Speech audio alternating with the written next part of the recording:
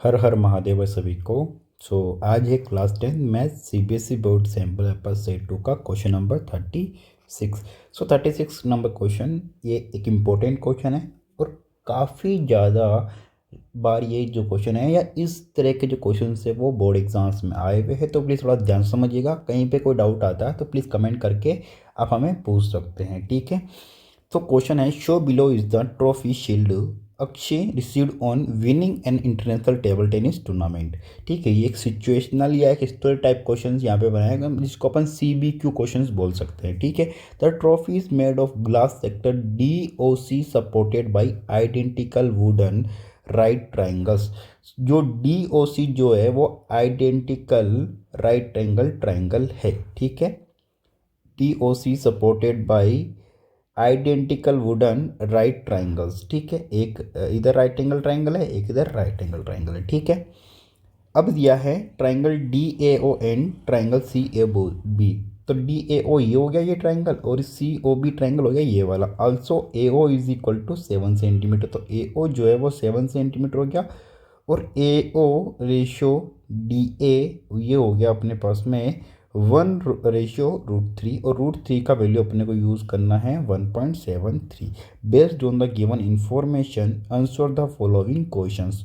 ये अब अपने को जो क्वेश्चंस दिए हुए हैं इन क्वेश्चंस का अपने को आंसर करना है इन सिचुएशन के अकॉर्डिंग।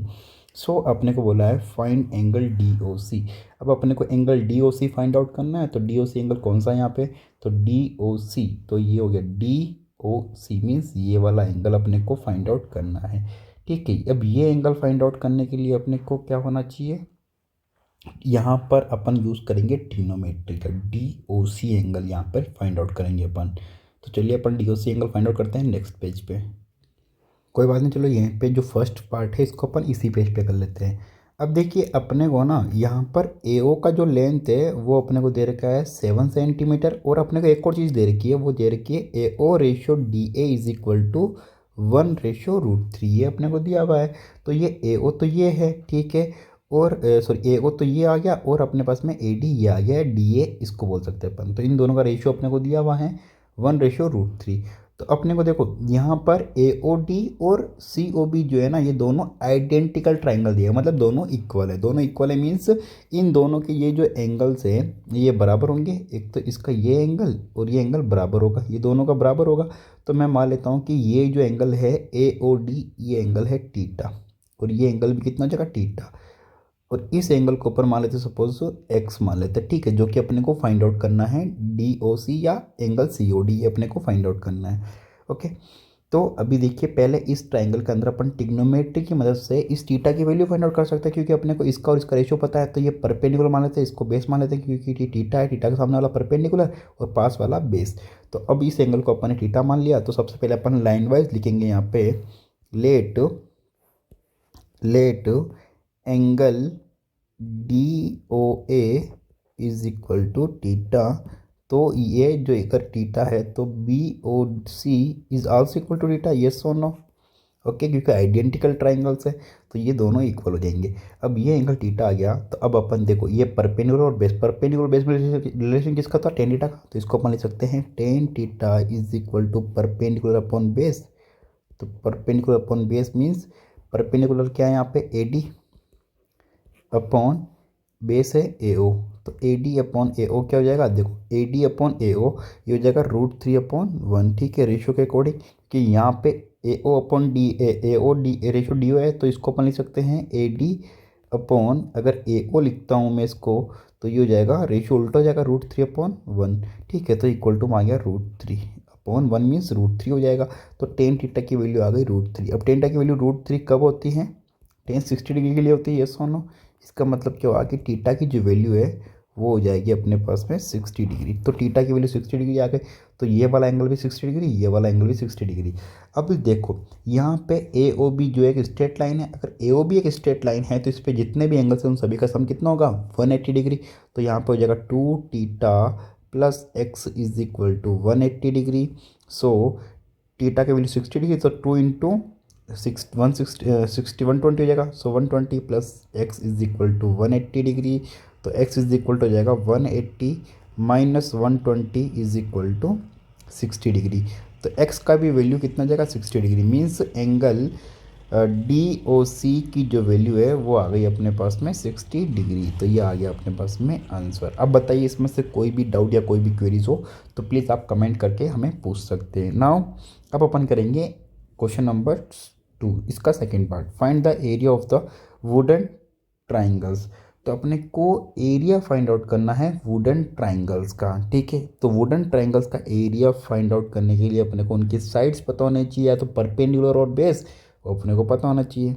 अब देखिए यहाँ पर अपने पास में ये डायग्राम आ गया। तो ये जो आइडेंटिकल ट्राइंगल्स है ना, ये और ये, इस दोनों का एरिया अपने को फाइंड आउट करना है। तो दो ट्राइंगल्स है, आइडेंटिकल ट्राइंगल्स है, दोनों का एरिया इक्वल होगा। तो यहाँ पर अपन लिख सकते हैं एरिया, सेकंड पार्ट हो गया ये वाला, ठीक है। Area of two identical triangles is equal to 2 multiply 1/2 multiply base into height या परपेंडिकुलर। तो 2 से 2 कैंसिल हो जाएगा, तो ये जगह बेस इंटू हाइट, ठीक है। तो बेस और हाइट अपने को पता होना चाहिए, बेस इंटू हाइट। अब देखो, अब अपने को रेशो दिया हुआ है A O ratio D A is equal to 1/√3। A O का वैल्यू अपने को 7 सेंटीमीटर दिया हुआ है। तो अगर ए ओ का वैल्यू अगर अपने को 7 सेंटीमीटर दिया है, तो देखो यहाँ पर है रेशो 1/√3। तो डी ए का वैल्यू कितना जाएगा, 7 इधर में मल्टीप्लाई किया 1 से तो 7 आ गया, ठीक है। अब 7 को अपन अगर इससे √3 से मल्टीप्लाई कराएंगे तो डी ए का वैल्यू आ जाएगा 7√3 सेंटीमीटर, ठीक है। ये आ गया डी ए का वैल्यू। तो अब अपने पास में यहाँ पर इस ट्राइंगल के अंदर अगर अपन बात करें तो डी ए जो है वो परपेंडिकुलर हो जाएगा, ए ओ जो है वो बेस हो जाएगा, ठीक है। तो बेस क्या आ गया अपने पास में ए ओ, परपेंडिकुलर क्या आ गया अपने पास में ए डी। तो अपने पास में एरिया जो है वो हो जाएगा 7 मल्टीप्लाई 7√3 सेंटीमीटर स्क्वायर, ठीक है, बेस इंटू हाइट, ठीक है, ये वाला एरिया। अब 7 इंटू 7 तो हो जाएगा 49, और मल्टीप्लाई √3 की वैल्यू क्या यूज़ करनी पड़ी थी अपने को 1.73, तो जगह मल्टीप्लाई 1.73। अब इसको मल्टीप्लाई करवा लेते हैं, चलिए मल्टीप्लाई करके आप बताइए कि इसमें कितना आंसर इसका आया, ठीक है। तो जब इसको अपन मल्टीप्लाई करवाएंगे, सेंटीमीटर स्क्वायर आपको लगाना है, तो आंसर आ जाएगा 84.77 सेंटीमीटर स्क्वायर, ठीक है। ये आ गया अपने पास में इसका एरिया, ठीक है। ये एरिया आ गया अपने पास में, सेकंड पार्ट अपने पास में हो गया। अब अपन करेंगे थर्ड पार्ट। अगर सेकंड पार्ट में से कोई डाउट या कन्फ्यूजन हो तो प्लीज़ आप कमेंट करके पूछ सकते हैं। नाउ थर्ड पार्ट में अपने को बोला है find the area of the shape format by the glass portion. तो जो ग्लास पोर्शन के द्वारा जो शेप यहाँ पे फॉर्म हुई है उसका एरिया अपने को फाइंड आउट करना है। अब देखो ग्लास फॉर्म से कौन सा एरिया यहाँ पे हुआ है या कौन सी शेप यहाँ पे फॉर्म हुई है वो आपको बताना। सो देखिए, जो ग्लास द्वारा जो शेप फॉर्मेट हुई है वो ये वाली फॉर्मेट है, जो कि सेक्टर यहाँ पे बन रहा है ना, ये सेक्टर जो है वो ग्लास से फॉर्म हुआ है। कि आप जब आपने क्वेश्चन आपने ध्यान से पढ़ा होगा तो आपको समझ में आ गया होगा, ठीक है। तो ये ग्लास से ये जो बना है ये सेक्टर है। अब तो अपने को क्या करना है, इस सेक्टर का जो एरिया है वो अपने को फाइंड आउट करना है। ये जो मैं ब्लू कर रहा हूँ ना, सॉरी येलो जो मैं कर रहा हूँ, ये वाले जो सेक्टर है इस सेक्टर का एरिया अपने को फाइंड आउट करना है। तो ये सेक्टर का एरिया फाइंड आउट करने के लिए अपने को सबसे पहले देखो ये जो रेडियस है डी ओ या सी ओ, ये अपने को पता होनी चाहिए। तो ये डी ओ या सी ओ फाइंड आउट करने के लिए अपन देखो अपने को जो है ए डी अपने को पता है, ए डी है 7√3, ठीक है। और ए ओ जो है वो है 7 सेंटीमीटर। तो ये राइट एंगल ट्राइंगल है, तो मैं डी ओ को मान लेता हूँ एक्स। क्या मान लिया मैंने, एक्स। तो अकॉर्डिंग टू पाइथागोरस थ्योरम अपन एक्स का वैल्यू फाइंड आउट कर सकते हैं। तो ये हो जाएगा X square means hypotenuse square plus base perpendicular square plus base square. तो परपेंडिकुलर स्क्वायर मीन्स 7 का स्क्वायर प्लस 7 स्क्वायर, ओके। तो ये हो गया 7 का स्क्वायर 49 मल्टीप्लाई 3 प्लस 7 का स्क्वायर 49, ओके। तो ये हो जाएगा X square is equal to, देखो 49 और 49 मल्टीप्लाई 3 और यहाँ पे प्लस 49 हो रहा है, तो मतलब इसको अपन ऐसा लिख सकते हैं 49 मल्टीप्लाई 4 लिख सकते हैं अपन, क्योंकि 4 टाइम हो जाएगा।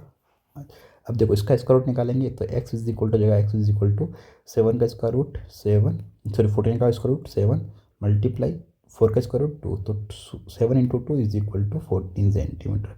तो इसका मतलब क्या हुआ कि डी ओ का जो वैल्यू है वो आ गया अपने पास में 14 सेंटीमीटर। मीन्स अपन बोल सकते हैं कि रेडियस जो है वो आ गया।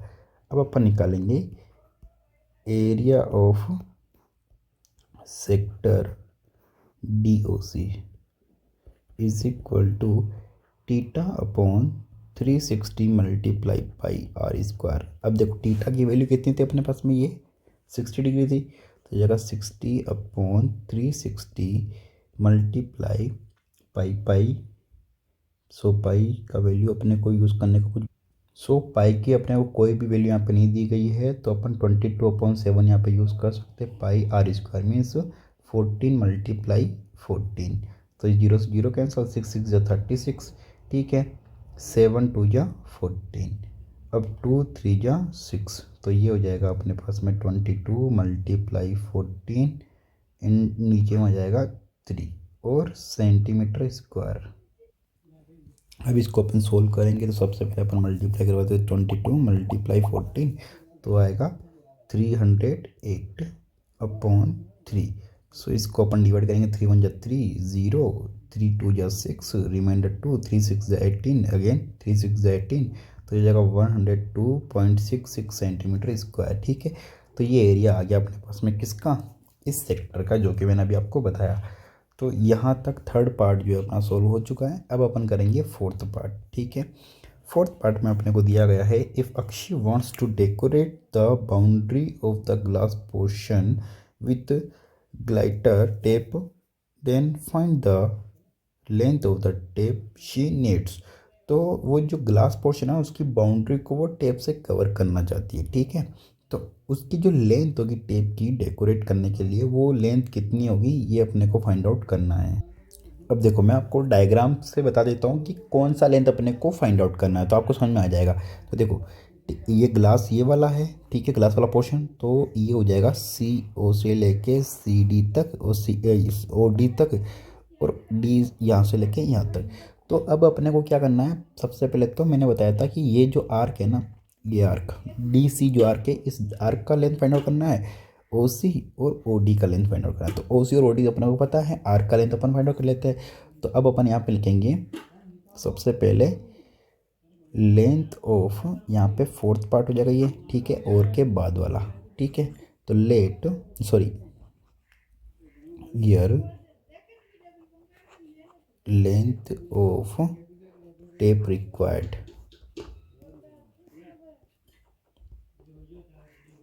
इज इक्वल टू, अब देखो सी ओ और ओ डी दोनों बराबर है, तो ये देखो 2 मल्टीप्लाई सी ओ या ओ डी मीन्स 14 कर देंगे अपन, प्लस अब जो आर्क का लेंथ का जो फॉर्मूला होता है वो होता है टीटा अपॉन 360, तो टीटा की वैल्यू यहाँ पे 60 degree upon 360 multiply pi R square, तो ये जगह 22/7 multiply sorry 2 pi R, sorry theta upon 360 multiply 2 pi R, तो 2 मल्टीप्लाई 22/7 मल्टीप्लाई 14, तो 7 2 या 14, ठीक है। तो जीरो से जीरो कैंसिल, 6 6 36, ठीक है। अब अपन इसको सोल्व कर लेते हैं आगे। सो 2 मल्टीप्लाई 14 हो जाएगा 28 प्लस 2 इंटू 22 हो जाएगा 44, 44 इंटू सॉरी यहाँ पे कैंसिल कर देंगे 2 को, तो ये हो जाएगा 4 प्लस 44/3, ठीक है। तो 28 प्लस 44/3। अब इसको आगे अपन सोल्व करेंगे, तो डेसिमल के अंदर इसका आंसर आ जाएगा अपने पास में। पहले अपन 28 वाले इसको करते हैं, तो 4 1 जा 4, रिमाइंडर 1, 4 2 जा 12, रिमाइंडर 2 एंड 0.6, ठीक है। तो अप्रोक्सीमेटली इसका जो आंसर है वो हो जाएगा अपने पास में, सॉरी यहाँ पे 3 4 जा 12 आएगा, ठीक है, सॉरी 3 4 जा 12, ठीक है। तो 0.66, तो इसको अपन लिख सकते हैं लगभग 42.666 जो है रिपीट होता रहेगा सेंटीमीटर के अंदर, तो ये हो जाएगा अप्रोक्सीमेटली अपना आंसर 42.67 सेंटीमीटर। तो ये हो जाएगा length of tape required, okay. तो this is the answer for this question. तो अपने पास में फर्स्ट पार्ट हो गया, सेकंड पार्ट हो गया, थर्ड पार्ट हो गया, फोर्थ पार्ट भी हो गया, ओके स्टूडेंट। तो उम्मीद करता हूँ कि आपको ये वीडियो पसंद आई होगी। फिर भी कोई डाउट क्वेरीज वगैरह हो तो प्लीज़ कमेंट करके आप हमें पूछ सकते हैं। बाकी इस वीडियो में इतना ही, बाकी मिलते हैं नेक्स्ट वीडियो का, तब तक के लिए bye bye, take care, thank you so much, हर हर महादेव।